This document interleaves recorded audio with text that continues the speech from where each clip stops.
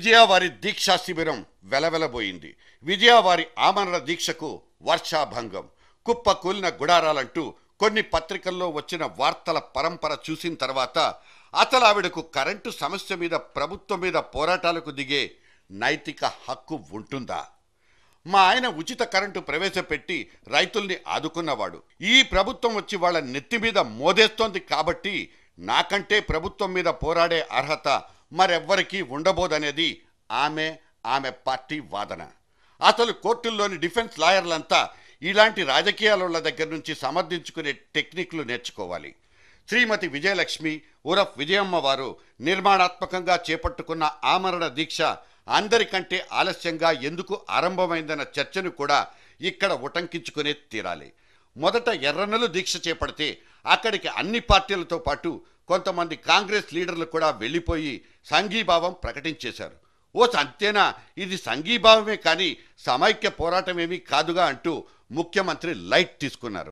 ఆ తర్వాత ఆ టెంట్లెత్తేయించిన వెంటనే పచ్చ చొక్కాల వాళ్ళు హడావిడిగా జెండాలొంటికి చుట్టేసుకుని ఆమరణ దీక్ష మొదలు పెట్టేశారు. దాదాపు అటు ఇటుగా ఇదిగో ఈ కాషాయ స్వాముల వారు అప్పుడే దీక్షకు దిగేశారు.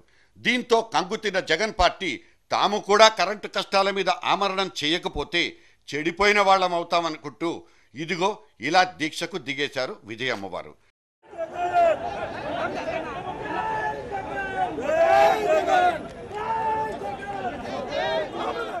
అసలు ఈ దీక్షలంటేనే రోత పుట్టుకొచ్చేస్తున్న ఈ రోజుల్లో ఒకళ్ళ తర్వాత ఇంకొకళ్ళు ఆమరణ దీక్ష అంటూ బోర్డులు పెట్టేసుకోవడం ఒక ఫార్స్గా మారిపోయింది. అందరూ కలిసి ప్రజా సమస్యల కోసం ఒక దీక్ష చేస్తే అదొక పద్ధతి. ఎవరి పేరు కోసం, ఎవరి ప్రతిష్ట కోసం వాళ్ళు గుడారం వేసుకుని అర్థం పర్థం లేని దీక్షలకు దిగబడిపోవడమే దురదృష్టం. ఇక రేపో మాపో పెంచేసిన కరెంట్ ఛార్జీలను తగ్గిస్తామంటూ సీఎం ప్రకటించారు. ఒకవేళ ఆయన పనిచేస్తే సదరు క్రెడిట్ అంతా మిగతా రాజకీయ పార్టీలకు ఎక్కడ దక్కిపోతుందోననే ఆలోచనలతోనే ఈ హడావుడి దీక్షకు దిగబడిపోయినట్లు కనిపిస్తోందని ఆమె సొంత హెడ్ క్వార్టర్స్ నుంచే వినబడుతోంది. ఈ పార్టీకి కొంచెం స్టార్టింగ్ ప్రాబ్లం ఉందని అందరికీ తెలుసు.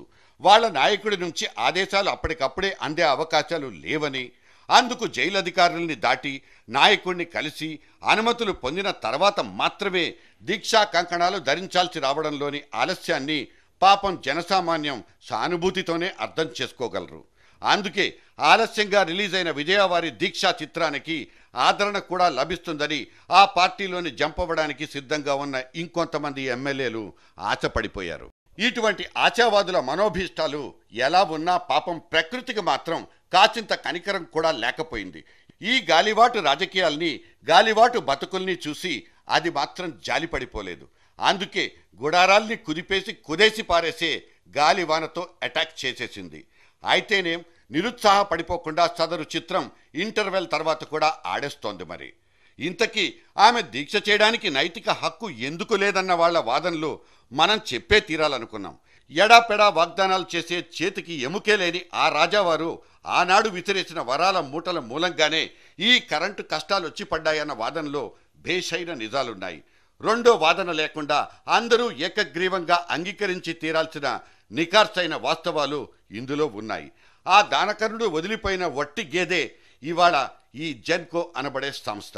దాని నుంచి పిండాల్సిందంతా పిండేసుకుని ఇక పాలే రావని వదిలేసిన సదరు వట్టి గేదె నుంచి పాలు పితకడానికి ప్రయత్నించిన ప్రభుత్వం అక్కడ భంగపడిపోవడమే ఇవాల్టి చీకటి రోజులకు అసలు కారణమన్నది ఇంతకు ముందు చెప్పుకున్న చేదు నిజాల్లో కూడా ఒకటి.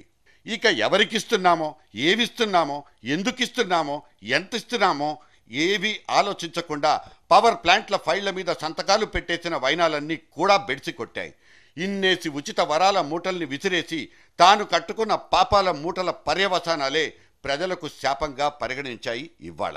వాటిని ఏమాత్రం అంగీకరించలేని ఆనాటి వైఎస్ జమానాను స్వర్ణయుగంతో పోల్చేసి ఈ కరెంటు కష్టాలకు కిరణ్ సర్కారే కారణమంటూ అన్నం మానేసి ఈ ఆమరణ దీక్షకు కూర్చున్న మేడం విజయవారు అందరికంటే తానే ఒక పేటెంట్ హక్కులున్న వ్యక్తిగా భావించుకోవడం చిత్ర విచిత్ర విన్యాసాల్లో ఒకటి. అందుకే అన్నది ఇక్కడ పేటెంట్ హక్కులు బదిలీ చేయబడును. Patent rights are transferable.